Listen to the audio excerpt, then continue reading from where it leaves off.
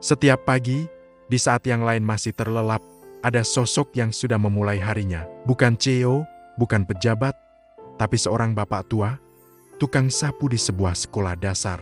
Namanya Pak Budi. Usianya sudah kepala 6, rambutnya memutih, tapi semangatnya tak pernah luntur. Setiap hari, sebelum matahari terbit, ia sudah tiba di sekolah, membawa sapu lidi dan pengki sebagai senjatanya. Bagi banyak orang, pekerjaannya mungkin sepele, hanya menyapu, membersihkan debu, dan memastikan lingkungan sekolah bersih. Tapi bagi Pak Budi, ini adalah sebuah panggilan jiwa. Ia tidak hanya membersihkan lantai, tapi ia sedang menyiapkan panggung bagi para calon pemimpin bangsa. Suatu pagi yang mendung, seorang guru baru, Bu Rina, menghampiri Pak Budi yang sedang tekun membersihkan halaman. Pak Budi, semangat sekali setiap pagi, sapanya ramah. Pak Budi tersenyum, kerutan di wajahnya semakin terlihat.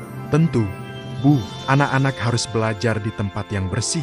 Kalau lingkungannya nyaman, ilmunya juga lebih mudah masuk, jawabnya bijak. Bu Rina tertegun. Jawaban sederhana itu menyimpan makna yang begitu dalam. Sejak saat itu, Bu Rina sering memperhatikan Pak Budi. Ia melihat bagaimana Pak Budi tidak hanya menyapu. Kadang, ia membantu anak-anak yang kesulitan membawa tas, menambal bola yang bocor dengan lakban seadanya. Bahkan sekadar memberikan senyum hangat kepada siswa yang murung. Pak Budi adalah sosok yang pendiam, tapi kehadirannya terasa di setiap sudut sekolah. Ia kenal hampir semua siswa, bukan hanya nama, tapi juga cerita mereka. Suatu hari, ada seorang siswa bernama Adi yang terkenal bandel dan sering membuat onar. Adi dihukum untuk membersihkan toilet karena mencoret-coret dinding. Dengan wajah masam, Adi mengerjakan hukumannya. Pak Budi datang, bukan untuk mengawasi, tapi untuk membantu.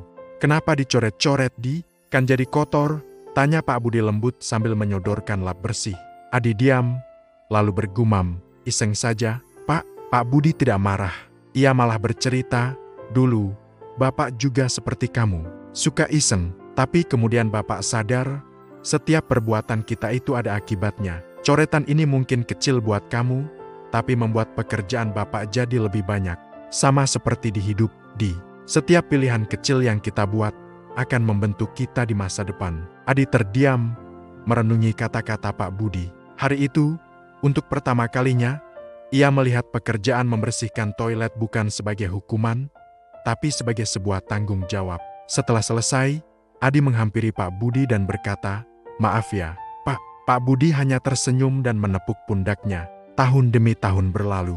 Pak Budi tetap setia dengan sapu dan pengkinya. Hingga suatu hari, sebuah mobil mewah berhenti di depan gerbang sekolah. Keluarlah seorang pria gagah berjas, yang ternyata adalah Adi, siswa bandel yang dulu. Ia kini menjadi seorang arsitek sukses. Adi langsung mencari Pak Budi dan memeluknya erat. "Pak Budi, terima kasih.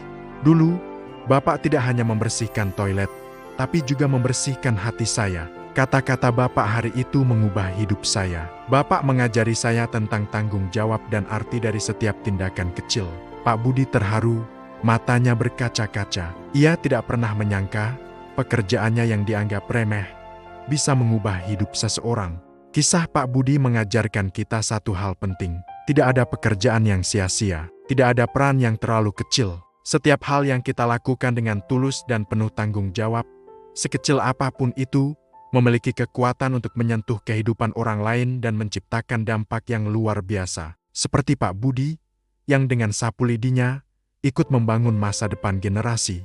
Jadi, apapun peranmu saat ini, lakukanlah dengan sepenuh hati. Karena kita tidak pernah tahu, kebaikan kecil mana yang akan menjadi warisan terbesar kita. Terima kasih sudah menonton. Jika cerita ini menginspirasi kamu, jangan lupa untuk like, komen, dan subscribe ya. Sampai jumpa di video selanjutnya.